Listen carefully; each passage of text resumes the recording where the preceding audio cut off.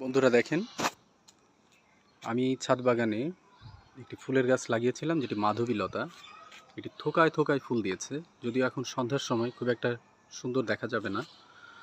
তারপর একটি ছোট্ট টবে, আমি আপনাদের টবটি দেখাই। দেখেন কতটুকু একটি টবে, ছোট্ট একটি টব। এই টবের মধ্যে একটি গাছ লাগিয়েছিলাম এবং এটি আমার সবজির যে মাচা সেটিতে উঠিয়ে দিয়েছি। দেখতেই পাচ্ছেন কত ফুল, এবং প্রচুর ফুল ছিল। গত পরশু দিন ঝড়ে অনেকগুলো ফুল ঝরে গিয়েছে, তারপরও এর কমতি নেই।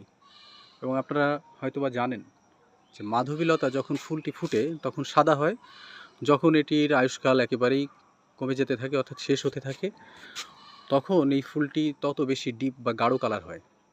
আপনারা দেখছেন, অর্থাৎ এর যত বেশি গাঢ় কালার হবে বুঝতে হবে এই ফুলের আয়ুষ্কালটা তত কমে আসছে, অর্থাৎ গাঢ় ফুল মানেই ফুলটি ঝরে যাবে।